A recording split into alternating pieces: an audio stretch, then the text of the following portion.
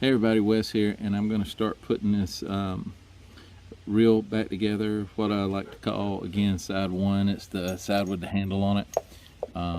So we're going to get it back together and get it all lubed up and things like that. Just real quick, let me show you where we're at. Tonight I did put in these two pieces here. This is your engagement pawl right here with these springs. It's a little bit of a pain in the butt putting those in, I'm not going to lie to you, but we got those in and they're moving exactly the way they're supposed to. That'll come down to disengage the reel. Once you cast, this will go back up. It's hard to get just the right angle using my finger, but then push it back up to re-engage the reel. Got all my parts over here and some back there, but I'll go ahead and start putting this back together, and I'll give you guys a shout when I'm done. Show you where we're at. All right, talk to you in a bit. Okay, everybody, as you can see, I've got everything kind of populated back in here. Got the drag stack all done. Everything's fitting together the way it's supposed to be. I do have grease in there. I soaked the roller bearings, which is the anti-reverse. Soaked those down good in some lubricating oil, Penn lubricating reel oil.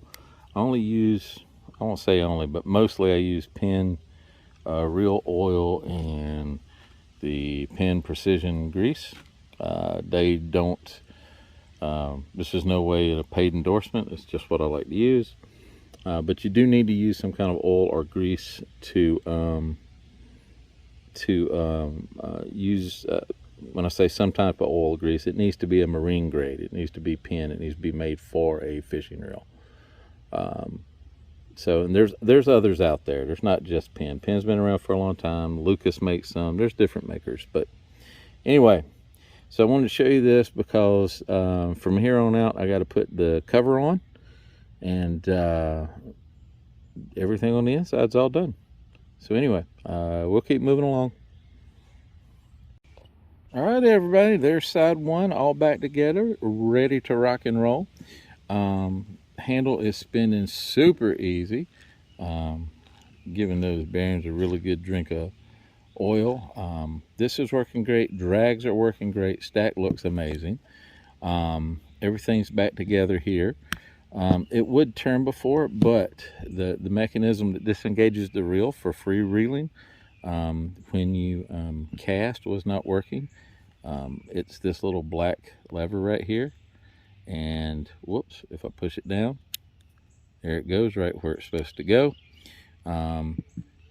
It was stuck about halfway down, wouldn't go up, wouldn't go down. If I turn that, boom, pops right back up to where it's supposed to be. Very, very happy with the way this side turned out. Looking great. So we're good to go right here.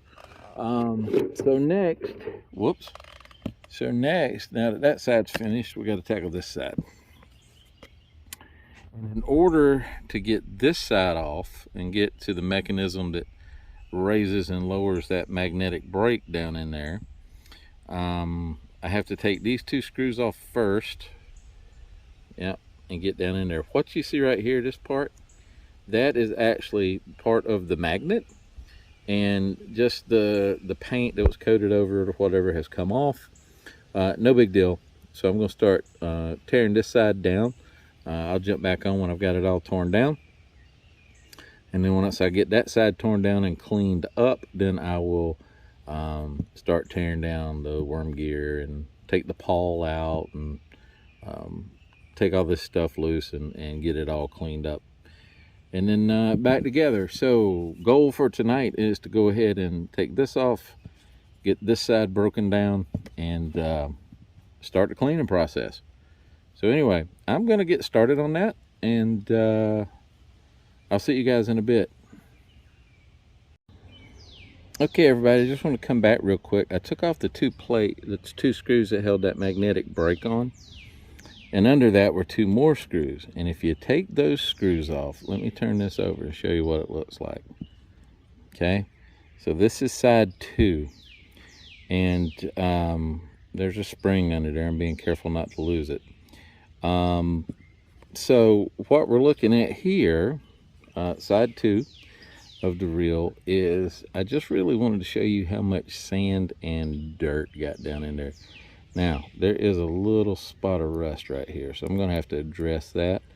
But I don't know that there was any way to get around that. That's actually a little tiny screw. I'll go ahead and lift that up, and you can see there's a spring under there. Just set those over there right now. So anyway, I'm going to start. So here's the cover. See all the sand and dirt down in there. And then, of course, over here is the trim ring, and it just is just caked up. So anyway, I'm going to start taking this apart, getting it all torn down. I'm going to try to leave some stuff in there this time. I don't like taking these little springs out. I can do it. It's not that big a deal. But sometimes you have to fight to get them back in, and sometimes you shoot them across the room. To get all this out, what you have to do is take one of these screws out, and then this will turn, and there's another screw right under it holding it right there at the point. So I'll get those out. We'll get it all broken down. We'll start to clean up.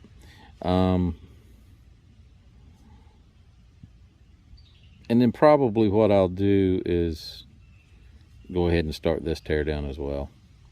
So anyway, I'll keep you posted. All right, everybody, I got side 2 completely torn down. I've got the frame torn down as well. Here you can see some of the components. Got everything off of here. Now this is side 2, and there is some grease remnants in there. It looks like lithium grease, but who knows what kind of grease it actually is. I really don't know. I'm not a huge fan of lithium grease. On reels, it's a great grease. It's wonderful. But on reels, I prefer to use something that's actually formulated for reels. And so there we go. There's the plate and ring. You've already seen those.